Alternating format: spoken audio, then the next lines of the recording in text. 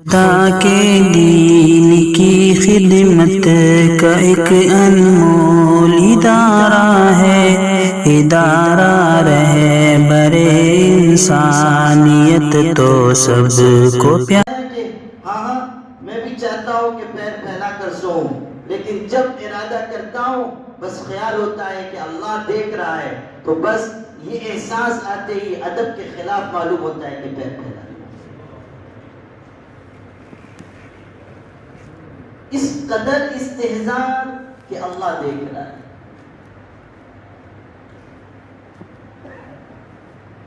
حضرت عبداللہ ابن عمر رضی اللہ عنہ جلیل القدر صحابی، حضرت عمر کے بیٹے، ایک مرتبہ تشریف لے گئے، مدینے سے باہر کے حصے میں تشریف لے جا رہے تھے. سخت گرمیوں کا زمانہ تھا، سخت گرمیوں کا،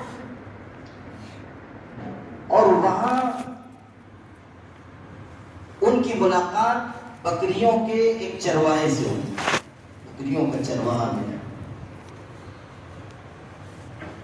حضرت نے دوپہر کے کھانے کا وقت ہو گیا تھا، حضرت بیٹھے اور ارشاد فرمایا کہ آؤ تم بھی آ جاؤ، بیٹھ جاؤ، ہمارے ساتھ کھانے میں شریک ہو جاؤ.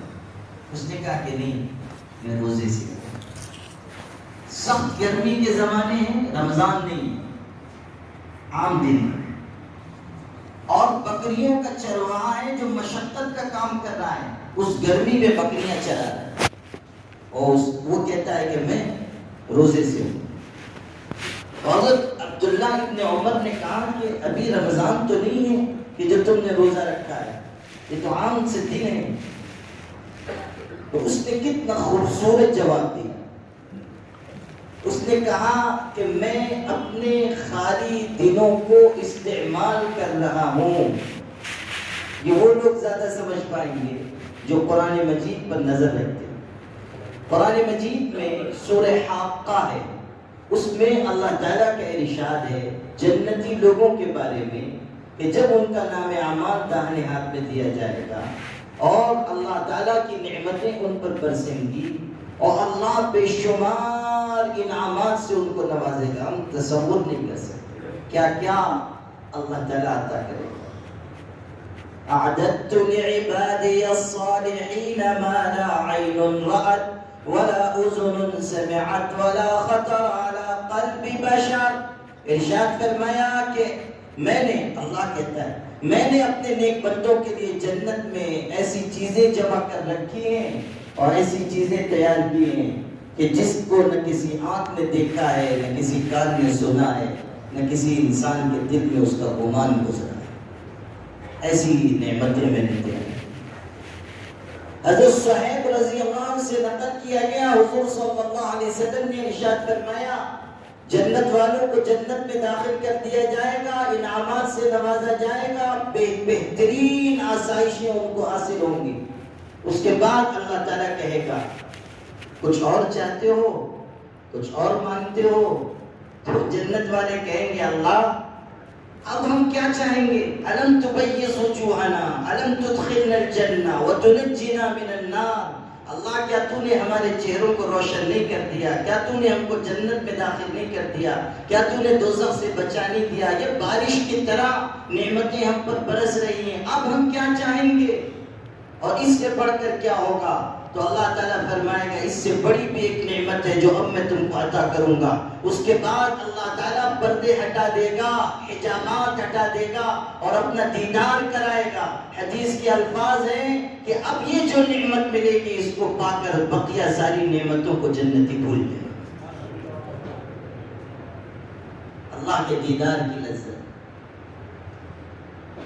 یہ ان سے پوچھو جو چاہنے والے ہیں کہ یہ کیسی بہترین نعمت ہے، یہ دولت کیسی بڑی دولت ہے.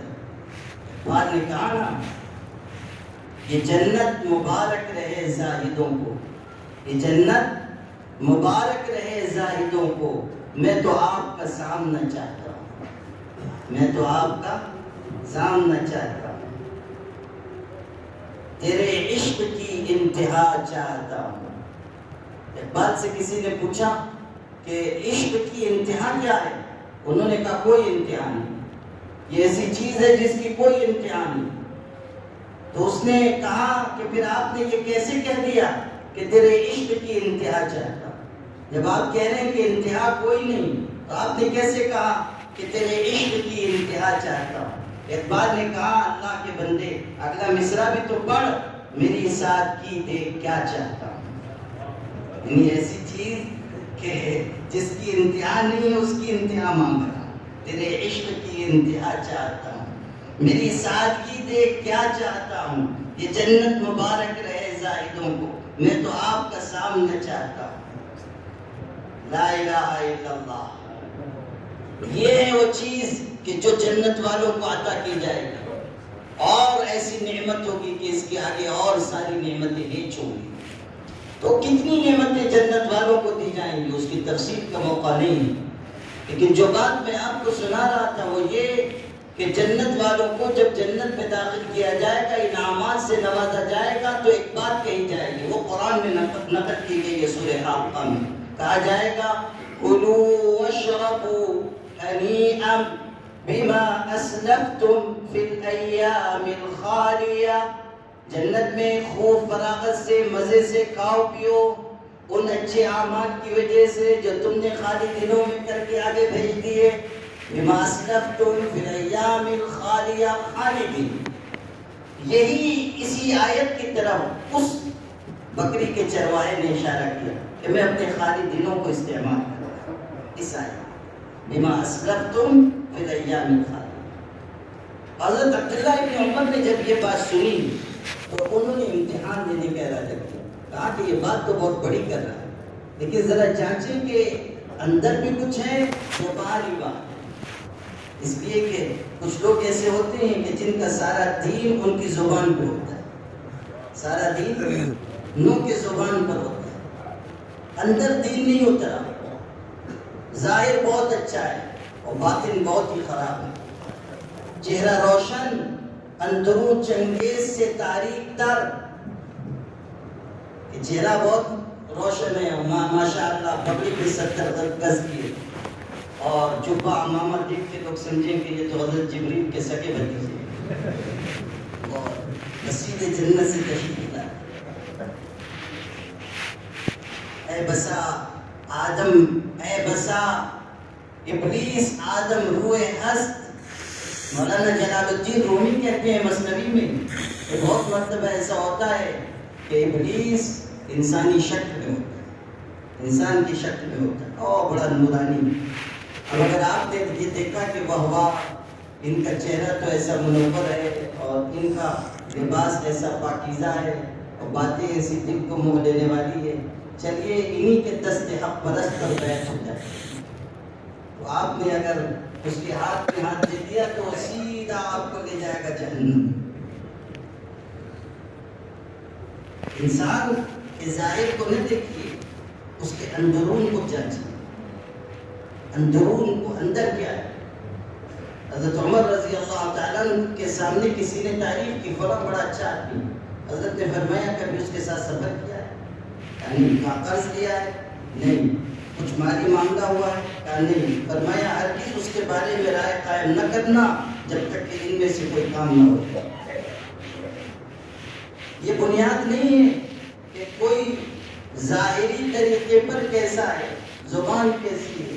بعض لوگ اتنی میٹھی زبان والے ہوتے ہیں کہ معلوم ہوتا ہے کہ زبان سے شہد ٹپک رہا ہے، لیکن ان کے دل بھیڑیوں کے دل جیسے ہوتے ہیں. السنتهم احلی من السکر وقلوبهم قلوب الذئاب. ان کی زبانیں شہد و شکر سے زیادہ میٹھی ہوتی ہیں اور ان کے دل بھیڑیوں کے دل ہوتے ہیں، بھیڑیوں کے دل ہوتے ہیں. ہم لوگ تو ظاہر بھی ہیں، کسی کو دیکھتے ہیں اور پھسل جاتے ہیں اور اندازہ نہیں کر پاتے کہ اس کے اندر کیا چیز ہے. اللہ والوں کی نگاہ ہوتی ہے کہ وہ نگاہ پڑتی ہے تو اندرون تک ٹٹول کے لے آتی ہے اس کے اندر کیا کیا چیز ہے. حضرت خواجہ باقی بغداد رحمۃ اللہ علیہ کی خانقاہ میں ایک کافر اس ارادے سے آیا کہ بڑی شہرت ہے، چلو ذرا آزماؤں کہ ان کو کچھ آتا بھی ہے، کچھ حقیقت سے واقف بھی ہیں، کچھ ان کے اندر کمال بھی ہے یا نہیں. اور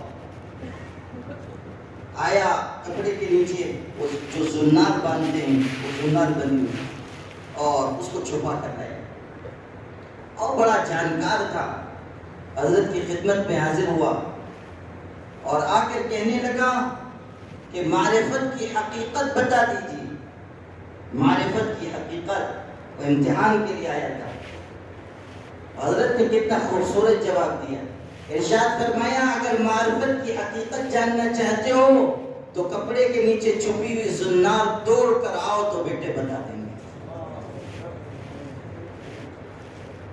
لباس کے نیچے چھپی ہوئی زنار توڑ کے آؤ. اللہ اکبر. حضرت امام ابو حنیفہ رحمۃ اللہ علیہ کے بارے میں یہ بات کتابوں میں لکھی ہوئی ہے کہ وضو کا پانی دیکھ کر بتا دیتے تھے کہ فلاں گناہ بہ کر جا رہا ہے.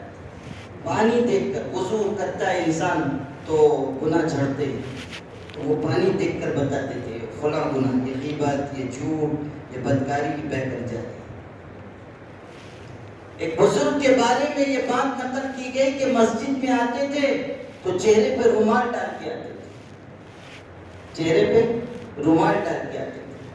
کسی نے کہا کہ یہ عجیب بات ہے، آپ آتے ہیں چہرے پہ رومال ڈال کے آتے ہیں، یہ بات نہیں سمجھ میں آئی. ارشاد فرمایا کہ میں مسجد میں آتا ہوں، اللہ نے کثرت ذکر کی وجہ سے دل کو ایسا روشن کیا ہے کہ انسانوں کی جو اصل حالت ہے وہ نظر آتی ہے. چنانچہ مجھ کو مسجد میں کہیں کوئی کتا نظر آتا ہے، کوئی خنزیر نظر آتا ہے. اس لیے میں اپنے چہرے پہ رومال ڈال لیتا ہوں کہ کسی کے بارے میں مجھ کو بدگمانی نہ ہو، کسی کے بارے میں ایسا علم نہ ہو. تو یہ نہ ہو کہ ہم ظاہری دینداری کا شکار ہو جائیں. بہت سے لوگ ہیں کہ جو بالکل زبان سے ایسے دیندار معلوم ہوں گے، کچھ لوگوں کو بیماری بھی ہو جاتی ہے دینداری ظاہر کرنے کی، عبادت ریاضت بھی ظاہر کرنے کی. وہ بڑے خوبصورت طریقے پہ کہتے ہیں حضرت جی وہ جو آج میں رات کو 3:30 بجے اٹھا تھا تو آسمان پہ ایک دمدار ستارہ نظر آ رہا تھا، وہ بڑا عجیب و غریب تھا. اس کی حقیقت پہ کچھ نظر ڈالیے. اب اس کی حقیقت مجھ سے سن لیجیے کہ یہ دمدار ستارے میں جو اس کی دم لٹکی ہوئی ہے یہ صرف اس لیے ہے کہ حضرت جی میں تہجد گزار ہوں، میں رات کو 3:30 بجے جاتا ہوں. بات سمجھ میں آئی کہ نہیں؟ دمدار ستارہ جو ہے یہ ہماری تہجد گزاری کا اعلان ہے کہ ہم تہجد میں اٹھتے ہیں. حالانکہ نیکیوں کو تو چھپانا چاہیے. ہمارے مشائخ نے یہ لکھا ہے کہ انسان کمال اخلاص کو اس وقت پہنچے گا جب وہ اپنی نیکیوں کو بھی اسی طرح چھپانے لگے جیسے کہ وہ اپنے گناہوں کو.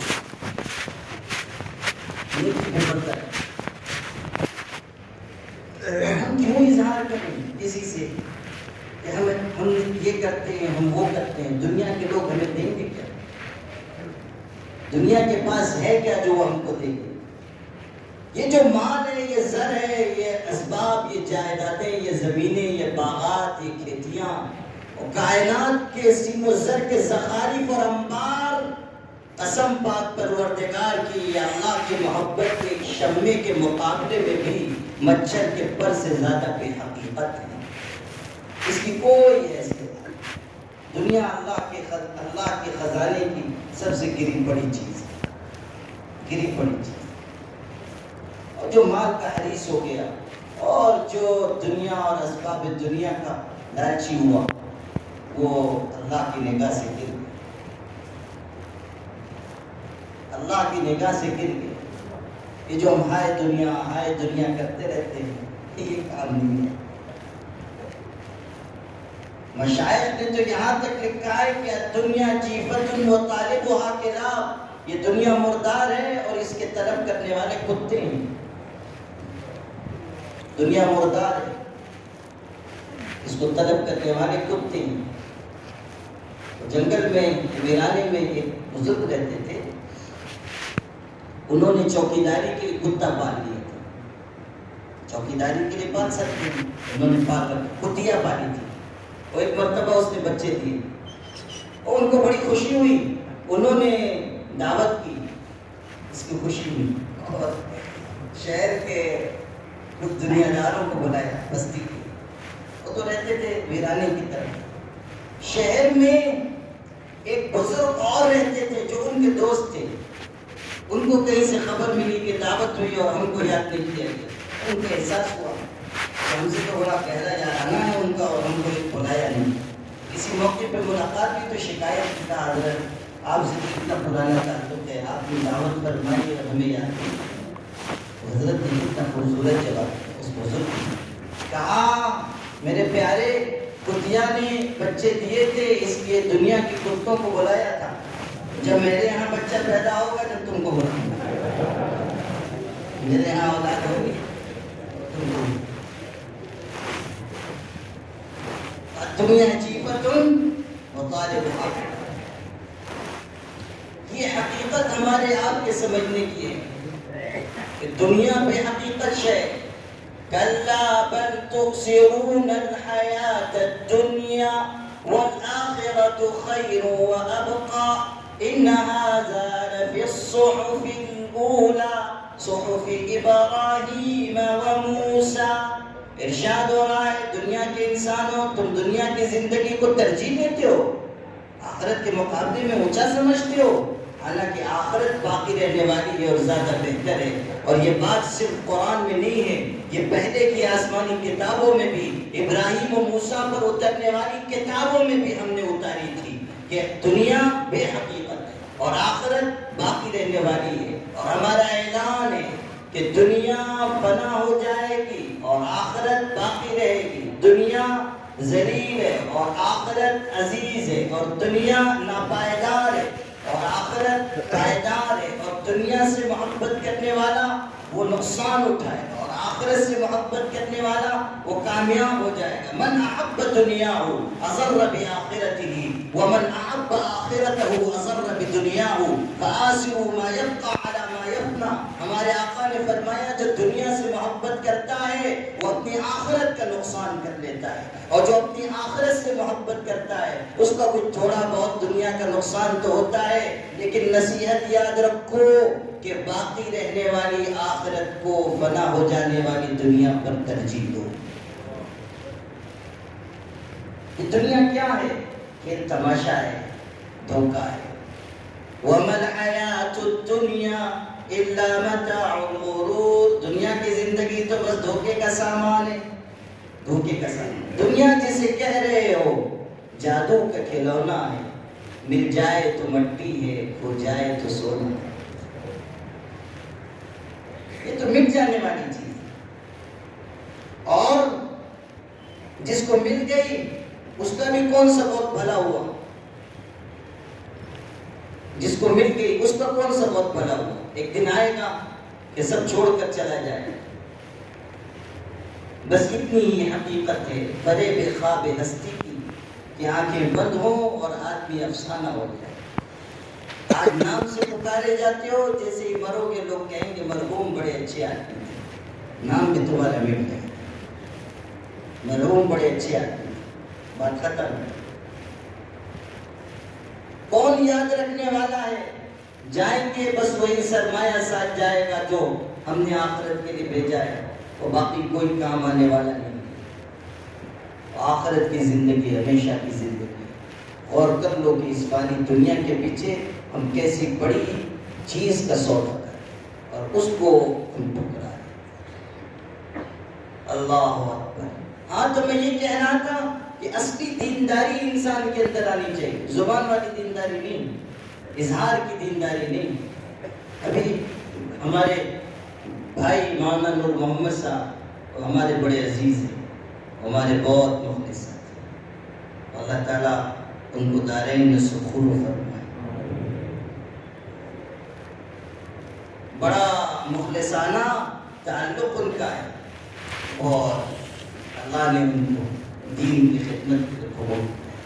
خدا تعالیٰ ہمارے بھائی کی نظر بس سے حفاظت کرے۔ وہ ابھی ذکر کر رہے تھے حضرت مولانا رشید احمد گنگوئی میں جب آیا، میں قصداً کو کیا کہ وہ واقعہ پورا کرتے میں بھی فائدہ اٹھاؤں۔ تو حضرت گنگوئی رحمۃ اللہ علیہ کا قصہ بھی مجھ کو یاد آیا۔ یہ دینداری کے اظہار ہوتا ہے۔ حضرت کی خانقاہ میں کوئی صاحب آئے اور قیام ہو گیا مہمان خانے میں، خادم کھانا لے کے آیا۔ کھانا لے کے آیا تو انہوں نے بہت زور سے ڈانٹا، کہاں سے لائے ہو کھانا؟ پتہ نہیں حلال ہے کہ حرام ہے، مشتبہ ہے کیا ہے؟ ان کا نقطۂ نظر صرف اتنا تھا کہ حضرت تک خبر پہنچ جائے کہ ہماری خانقاہ میں حضرت جنید بغدادی کا سگا بھائی آیا ہوا ہے۔ یہ بہت ہی کوئی محتاج شخص ہے کہ جن کو خانقاہ کے کھانے کے بارے میں بھی تحقیق کر رہے ہیں کہ یہ صحیح ہے کہ وہ خادم تو بیچارہ پریشان ہو گیا کہ آج تک بہت سی مخلوقات اس خانقاہ میں آئی ہیں مگر ایسی مخلوق تو کبھی نہیں آئی کہ حضرت کے یہاں سے کھانا آیا ہے اور وہ کہتا ہے کہ پتہ نہیں یہ حلال ہے کہ حرام۔ جا کے خادم نے حضرت سے کہا کھانا لے کے آؤ، کہا حضرت وہ ایسا ایسا کہہ رہے کوئی مہمان ہے۔ حضرت نے فرمایا کھانا بس یہاں رکھ دو، رکھو یہاں، اور ان سے جا کر کہو کہ مہمان خانے کے باہر جو گولر کا درخت لگا ہوا ہے اس کے گولر بالکل حلال ہیں، وہی کھائیں اور پانی پئیں اور گزر بسر کریں۔ بہترین علاج کی، بہترین علاج۔ جو اللہ والے ہوتے ہیں وہ بہت ٹھکانے سے علاج کرتے ہیں، بہت ٹھکانے سے۔ حضرت نے کہا بالکل حلال، گولر بالکل پاکیزہ حلال طیب، تو اس کو کھائیں گزر بسر کریں۔ دینداری اظہار کی چیز نہیں ہے، دینداری ظاہر سے سمجھ میں آنے والی چیز بھی نہیں ہے، دینداری تو دل کی چیز ہے۔ خیر میں آپ کو قصہ سنا رہا تھا، حضرت ابن عمر رضی اللہ عنہ نے چاہا کہ اس کا امتحان کرے، کہ کہہ تو رہا ہے کہ میں روزے سے ہوں، کہہ رہا ہے کہ میں خالی دنوں کو استعمال کر رہا ہوں، لیکن اندر میں کوئی دین ہے؟ حضرت نے فرمایا اچھا ماشاءاللہ آپ روزے سے ہیں، بہت اچھا ہے، آپ کے پاس بہت ساری بکریاں ہیں، آپ ایسا کیجئے کہ ایک بکری ہم کو دے دیجئے، ہم اس کو ذبح کر لیں گے، پیسہ آپ دے دیجئے، ہم بکری ذبح کر لیں گے، ہم بھی کھائیں گے، آپ کو بھی گوشت دے دیں گے، آپ افطار میں کھا لیجیے گا۔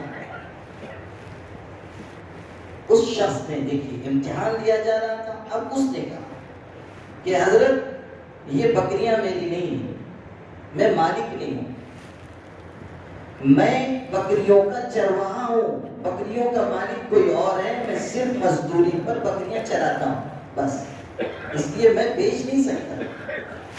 حضرت نے فرمایا کون سی بڑی بات ہے، کہہ دینا کہ بکری مر گئی یا بھیڑیا کھا گیا، تو بھیڑیے تو ہوتے ہی ہیں، کہہ دینا کہ بھیڑیا کھا گیا، ایک بکری بیچ دو، پیسہ بھی مل جائے گا، گوشت بھی کچھ دے دیں گے۔ اب اس چرواہے نے اندر سے چونکہ وہ دیندار تھا اور اللہ کا ڈر اندر تک اترا ہوا تھا، اس نے پلٹ کر جو جواب دیا وہ کتنا غیر معمولی جواب تھا۔ اس نے کہا کہ اگر میں نے اپنے مالک سے یہ کہا ان قلت لسیدی ان الشاة اکلها الذئب او مات فهو يصدقنی فإنی عنده صادق امین، کہ اگر میں اپنے آقا سے یہ کہوں گا، اپنے مالک سے کہ بکری مر گئی یا بکری کو بھیڑیا کھا گیا، تو میرا مالک میری بات سچ جانے گا، اس لیے کہ وہ مجھ کو امانت دار اور سچا جانتا ہے۔ ولیکن این اللہ، لیکن آپ بتائیے کہ اللہ کہاں چلا گیا؟ یعنی میں یہ تو کہہ دوں گا اپنے آقا سے اور وہ مان بھی لے گا، لیکن اللہ جو دیکھ رہا ہے، جو اس خیانت کو جان رہا ہے، اللہ تو کل قیامت کے دن مجھ سے حساب لے گا۔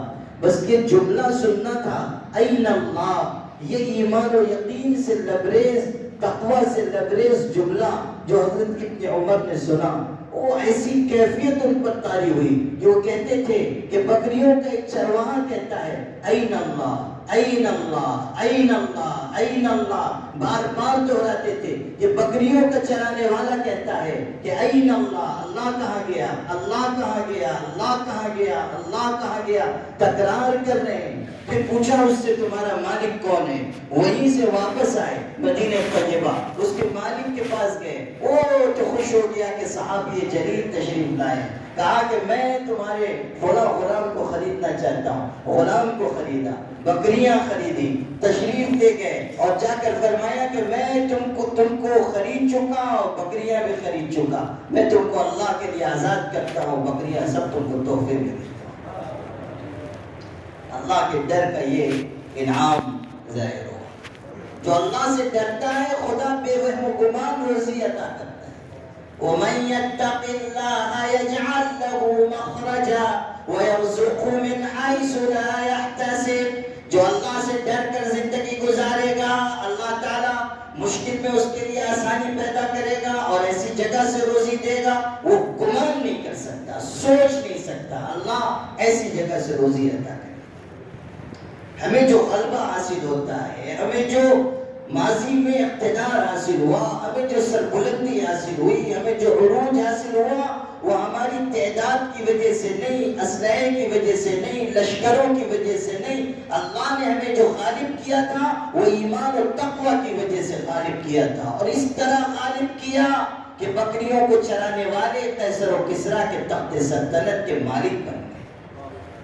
اس طرح غالب جب کسریٰ فارس کی سلطنت فتح ہوئی تھی، وہ سپر پاور طاقت تھی، تو اس زمانے میں سپر پاور طاقتیں تھیں، ایک رومن امپائر اور ایک ایرانیوں کی بادشاہ، یہ دونوں روم کی بادشاہت اور ایران کی بادشاہ۔ حضور صلی اللہ علیہ وسلم نے ارشاد فرمایا تھا ایک وقت آئے گا کہ تم قیصر و کسریٰ کے خزانوں کے مالک بن جاؤ گے، قیصر و کسریٰ کے خزانوں کے مالک بن جاؤ گے، یہ ارشاد فرمایا۔